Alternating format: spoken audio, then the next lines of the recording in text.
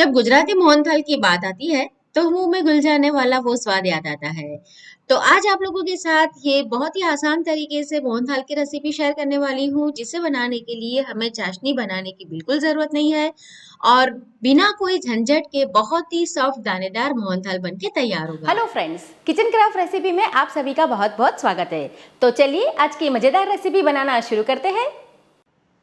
मोहनथाल बनाने के लिए यहाँ पर मैंने लिया है बेसन। वैसे तो मोहनथाल बनाने के लिए जो दरदरा आटा आता है चना दाल का वो लिया जाता है, लेकिन अगर आपके पास ये नहीं है तो आप इससे बना सकते हैं। तो 200 ग्राम मैंने बेसन लिया है बारीक वाला, और 120 ग्राम मैंने घी लिया है। अब 2 टेबलस्पून घी इसके अंदर डालेंगे और इसका जो टेक्सचर है ना वो हम दानेदार बनाएंगे, जैसे कि जो दरदरा आटा रहता है ना उस तरह का बनाएंगे। तो 3 टेबलस्पून भर के यहाँ पर मैंने दूध डाला है और ये दूध रूम टेम्परेचर वाला है। तो बेसन के अंदर घी और दूध मिलाकर थोड़ी देर रख देने से इसका जो टेक्सचर है ना वो दानेदार हो जाएगा। तो अच्छे से मिक्स कर लेंगे घी को और दूध को, और फिर इसे 10 से 15 मिनट के लिए हम छोड़ देंगे। तो अगर आपके पास दरदरा आटा नहीं है तो आप इस तरह से बनाइए, बहुत बढ़िया बनेगा। तो बस इस तरह से हाथों से प्रेस करके उसे हम 10 मिनट के लिए छोड़ देते हैं, और फिर 10 मिनट जब हो जाएंगे तब हम इसे छलनी से छान लेंगे, ताकि इसका जो टेक्सचर है ना वो बहुत ही बढ़िया आ जाए और बहुत ही दानेदार आ जाए। तो आज मैंने जो सारा मेजरमेंट बताया है वो 200 ग्राम बेसन के हिसाब से है। जब भी आप कोई मिठाइयाँ बनाते हैं तो हमेशा ग्राम का मेजरमेंट है ना वो आप लीजिए, तो आपकी जो मिठाई है वो परफेक्ट बनेगी। क्योंकि देखिए कब से क्या होता है कि कई बार देखिए आटा आपका फुला हुआ है तो कम क्वांटिटी में आएगा, और आटा अगर आपका फुला हुआ नहीं है तो ज्यादा क्वांटिटी में आएगा, तो वजन आपका सही नहीं रहेगा। तो हमेशा जब भी आपको कोई चीज बनानी है तो ग्राम का मेजरमेंट देखिए। तो देखिए मैंने इसे छान लिया है और ये अभी दरदरा हो गया है। अब हम क्या करेंगे, इसे घी के अंदर हमें सेक कर तैयार करना है। तो आटा हमारा तैयार है। अब इसे बनाने के लिए यहाँ पर मैंने एक नॉन स्टिक ले लिया है। आप भारी तलिए वाली कोई भी पैन या कढ़ाई ले लीजिए। अब इसके अंदर हम सारा घी डाल देंगे और घी को हम गर्म होने देंगे। तो ध्यान रहे घी हमें ज्यादा मात्रा में नहीं डालना है। तो घी अभी गर्म हो गया है। इसके अंदर हम डाल देते हैं हमारा बेसन जो हमने दानेदार तैयार किया है। अब गैस की आंच को स्लो रखना है और लगातार इसे हमें चलाते जाना है। जब भी हम कोई मिठाई बनाते हैं और उसके लिए जैसे हमें सूजी या बेसन उसे भुनना होता है, तो एक बात का आप ध्यान रखिएगा कि आपको गैस की आंच है ना उसे बहुत ही स्लो रखना है। तेज आंच के ऊपर रखने से क्या होगा कि सिकाई तो जल्दी हो जाएगी, लेकिन जो दाना दाना है ना वो अच्छे से नहीं सिकेगा। तो ये हमारा जो बेसन है उसका दाने दाना अभी पहले घी से कोट हो जाएगा और फिर घी के साथ वो भुनेगा। तो फिर क्या होगा कि जब इसके अंदर हम आगे प्रोसेस करेंगे ना तो बहुत ही बढ़िया ये दाना खिल के आएगा। तो आपको बस इसे स्लो फ्लेम पर लगातार चलाते जाना है। पहले आपको लगेगा कि सारा घी इसके अंदर एब्जॉर्ब हो गया, लेकिन जैसे जैसे हमारा आटा भुनता जाएगा ना तो घी अपने आप थोड़ा सा बाहर आ जाएगा। और वैसे भी ये जो रेसिपी है मोहनथाल की, इसमें ज्यादा घी नहीं लगता है। तो देखिए जैसे जैसे हम इसे भूनते जाएंगे इसका कलर चेंज होता जाएगा, वो लाइट हो जाएगा पहले फिर डार्क होगा, और धीमे धीमे जो आटा है ना वो ऊपर आने लगेगा, यानी कि फूलने लगेगा।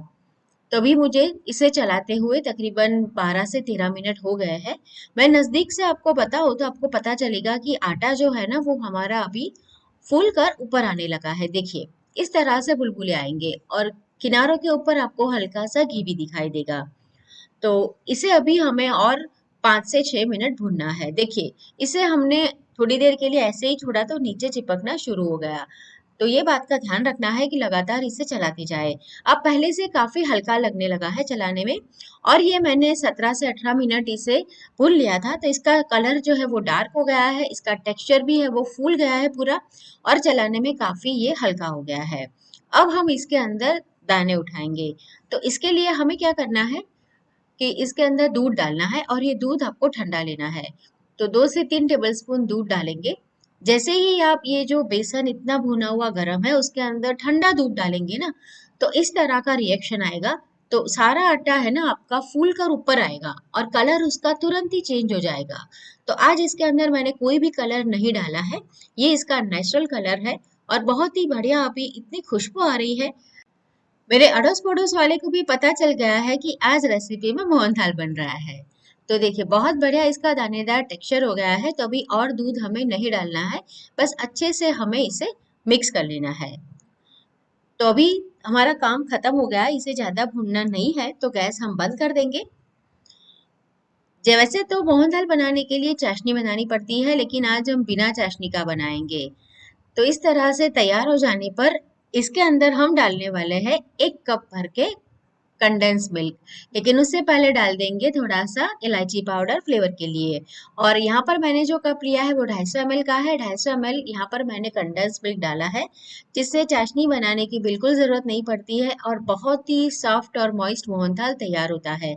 आप चाहे तो बेसन का दरदरा आटा भी यहाँ पर इस्तेमाल में ले सकते हैं।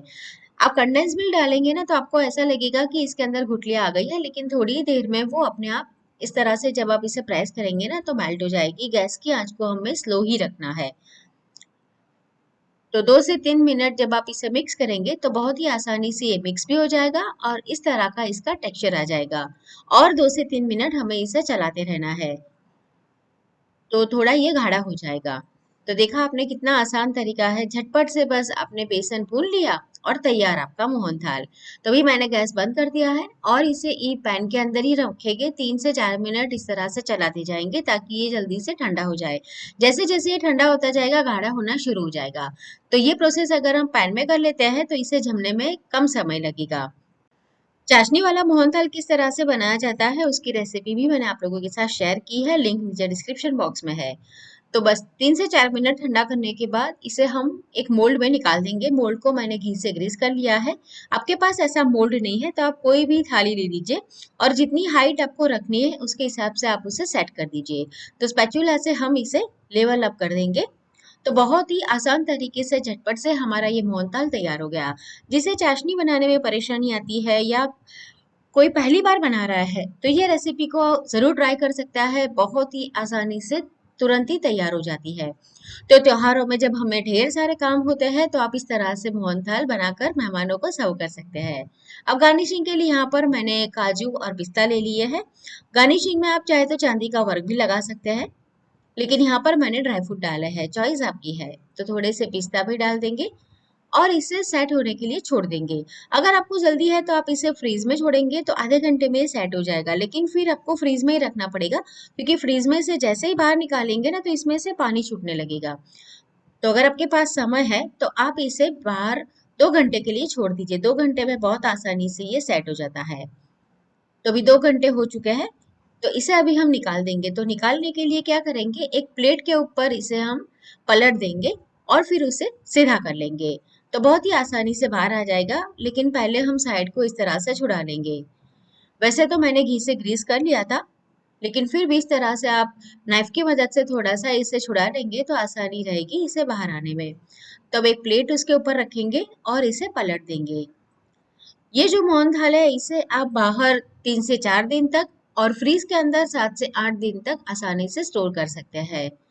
तब इसे दूसरी प्लेट के ऊपर रखकर सीधा कर लिया है मैंने और इसके ऊपर अभी सिर्फ हम निशान लगाएंगे। कट करने के लिए मैं बहुत ही एक धार वाला स्पैचुला मेरे पास है, मैं उसका इस्तेमाल करने वाली हूँ क्योंकि हमने ड्राई फ्रूट लगाया ना ऊपर। तो क्या होगा कि आपकी जो चाकू है ना उसकी धार नहीं ज्यादा तेज होगी तो जल्दी से वो कटेगा नहीं और शेप अच्छा नहीं आएगा। तो पहले आप हो सके तो इस तरह से निशान लगा दीजिए और फिर शार्प एज वाला आपके पास स्पैचुला है या ऐसा पिज्जा प्लेटर है तो आप कुछ भी ले सकते हैं। ये पिज्जा सर्विंग के लिए इस्तेमाल में किया जाता है, लेकिन बहुत ही शार्प है इसकी जो धार है वो, तो इससे बहुत बढ़िया रिजल्ट मिलता है मुझे।